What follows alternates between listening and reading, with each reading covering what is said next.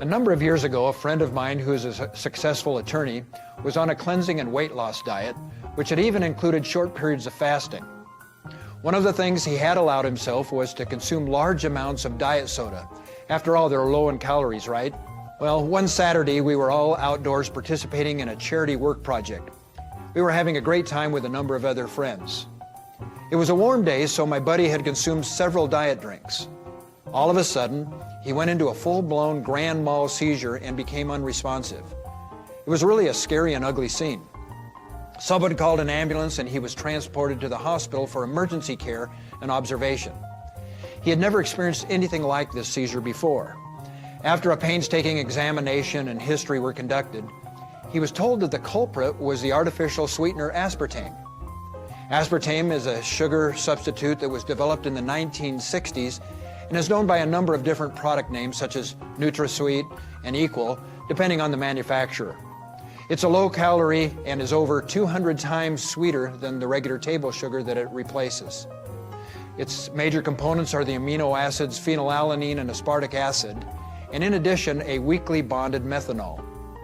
Manufacturers and marketers of aspartame products claim benefits such as it tastes like sugar, but doesn't cause a spike in the blood sugar levels or promote tooth decay. They state that it enhances flavors, yet has fewer calories than table sugar. The methanol component is a non-drinking type of alcohol that is commonly used for industrial purposes like paint thinner, as well as automotive applications such as fuel additives and even windshield wiper fluid. Methanol is extremely toxic, even poisonous. The body converts it into formaldehyde, which causes damage to the DNA and body tissues. Consumption of comparatively small amounts has been associated with over 90 adverse symptoms as diverse as vision problems, including blindness, breathing difficulties, headaches, fatigue, dizziness, convulsions and seizures, vomiting, liver and pancreas damage, and even death. In the 1.5-hour documentary Sweet Misery, a young woman who had been consuming diet soda developed an array of symptoms that landed her in a wheelchair with a diagnosis of multiple sclerosis. After learning of the link of aspartame with some of the symptoms, she ceased drinking the sodas and her symptoms disappeared. Aspartame is an ingredient in over 6,000 different products and is used to sweeten everything from chewing gum to yogurt to soda. It has become increasingly difficult to avoid. Now you may ask, how does this chemical become so widely prevalent in our food staples today? In the 1990s, popular news correspondent Mike Wallace reported on the TV documentary show 60 Minutes that the approval of aspartame was the most contested in FDA history. It was felt that the process was sloppy, ignored warning signs, and was politically influenced, bordering on fraud. So if you need to feed your sweet tooth, read the labels and look for natural products like stevia. You've heard of chlorine, of course, mostly in our pools, and people have to think, is chlorine actually dangerous for me? It's a huge problem, Al. It's a huge problem. Study after study has said that people who are exposed to chlorinated water have an increased incidence of heart disease, heart attacks, breast cancer in women, and Alzheimer's and other forms of cancer. And you know what? Most people don't know that we get 2/3 of our exposure to chlorine in the bath or the shower when it's absorbed through your skin. Let me show you something. This is ordinary Tucson tap water. And it's the same water because I'm pouring it out of the same glass. These are the same pool test drops you test for chlorine in your backyard swimming pool. I'll drop 5 drops in each glass. Oh, look at that, almost instantly. And if it turns yellow, there's chlorine in there. There's Very chlorine. clearly. Now, I'm going to swish my fingers around in this one to simulate taking a bath or a shower. Just for a couple of seconds. Watch. Same number of drops. Wow, no sleight of hand here, and you're saying in those 2 seconds that you swished your fingers in there? All that chlorine was absorbed right through the skin of my fingers. Now, I'm going to do something that I haven't done much down here. This is just a slice of potato. I'm going to swish it around in there, just for that length of time. Okay. Drop the same number of drops in there. Look at that, just the same as your fingers. Don't tell me it absorbed directly into the food. Every bit of that chlorine just went right into the food. So whatever you're cooking in chlorinated water, it's going right into your food and you're eating it. I'm a board-certified neurosurgeon. I've retired from active practice. Now I do primarily theoretical research in neurosciences. There's no modern evidence whatsoever that fluoridating water reduces cavities at all. So you have to ask the question, well, why are you still fluoridating water?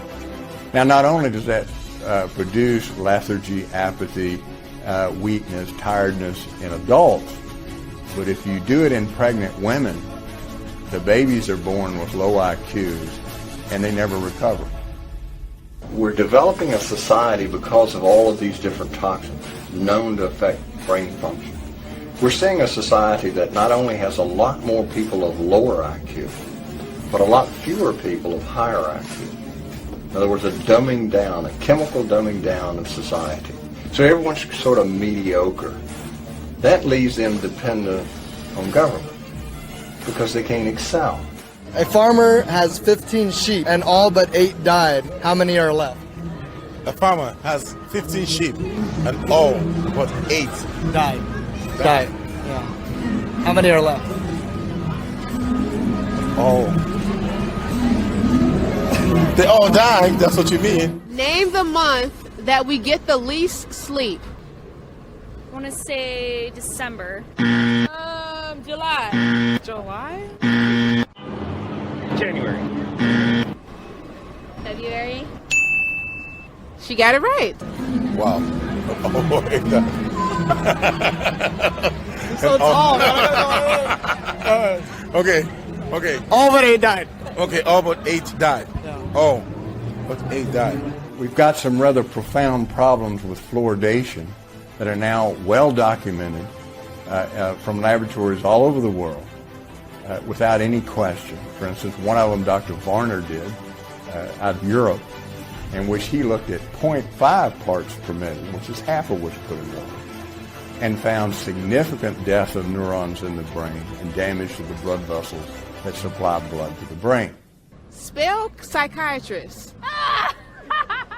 You trying to find Google? TV. No.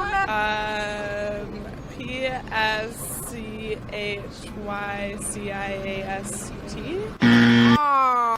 P-S-Y-C-H-I-A-T-R-I-S-T. And hey now, somebody know how to spell. P-S-Y-C-H-O-L-O-G-I-S-T.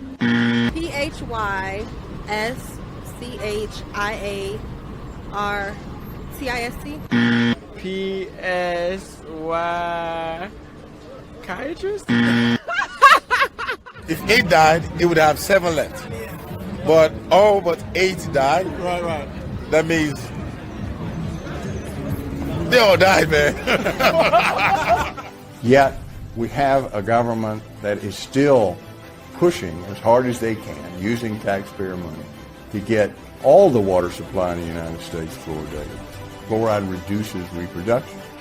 It influences sperm mobility. When all these things are known and in the scientific literature and peer-reviewed journals, why is the public being kept in the dark? There's the only 2 choices you have in this debate. Either they're incredibly stupid and incompetent or criminal, or they're doing it on purpose for a reason, which goes back to the Rockefeller design of human engineering. Oh yes, we may harm a lot of people. We may kill some babies. We may create some new diseases. We may wipe out whole populations at a time. But that's the price we have to pay to create the new vision, the new society. A truck driver is going down a one-way street the wrong way and passes at least 10 cops. Why is he not caught? He a construction worker. These are one of these questions that make me look dumb. Because he's going the other way. I was walking. Because he's a cop? Because all the cops are facing that way. He's walking. The 8 sheep were left.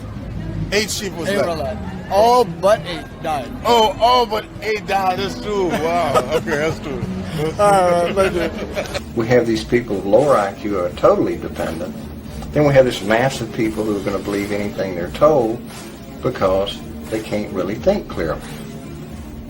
And very few people of very high IQ who have good cognitive function who can figure this all out. And that's what they want. So, you can kind of piece it together as to why they are so insistent in spending so many hundreds of millions of dollars of propaganda money to dumb down society. Why is there such a massive push to dumb down society? Why do we have all of these toxins in our water and in our food and and a lot of other stuff too? I mean, don't even get me started with the xenoestrogens. That's for a whole nother video. But this is something that people really need to look at and think about. I can't drink diet soda. I can't have anything with aspartame in it or ascuflame. Hell, my body doesn't even like sucralose. All of which are artificial sweeteners, all of which give me migraines. The worst ones are the aspartame and the ascuflame. I will get a migraine that will last a week or two just from drinking one beverage that has that crap in it. I mean, it's toxic. It's not good for your brain. I don't think too that having everything so chlorinated is such a good thing. And from what I've heard, pretty much water all across the US has chlorines and chloramines in it, and that can have some negative side effects. At least from the research that I've seen. I've seen something recently, a bunch of people are trying to say that the chlorine dioxide is supposed to be good for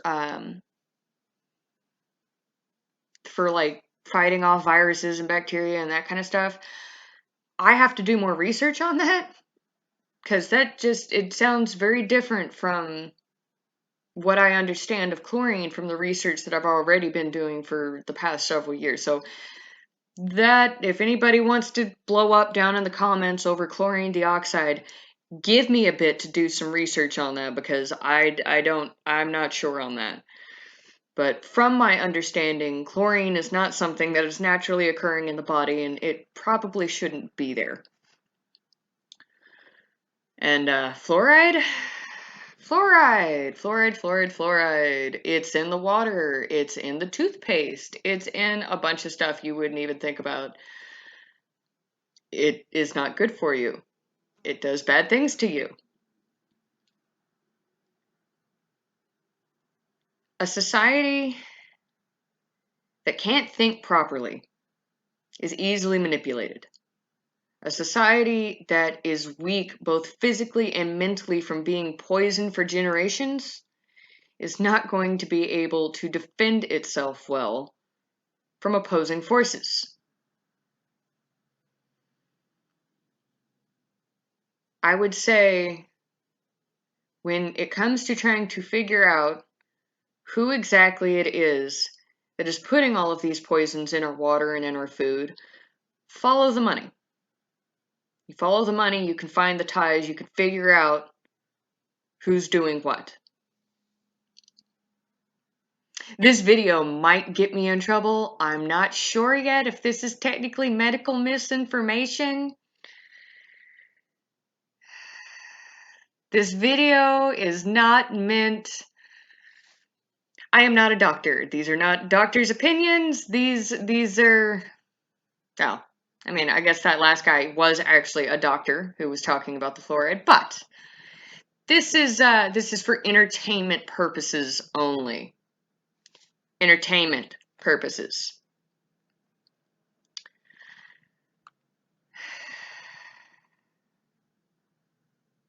It's really sad that we live in a world where you can't talk straight no more. Because if you talk straight, you get in trouble and then therefore censored. Which, I have something to tell y'all about Twitter, but that's for another video. So, look into what they're putting in your food and water, folks. See if you can detox this stuff out. See if you can clear your heads. Because, we need to be able to fight the people that are slowly trying to destroy us. Until next time, have a nice day.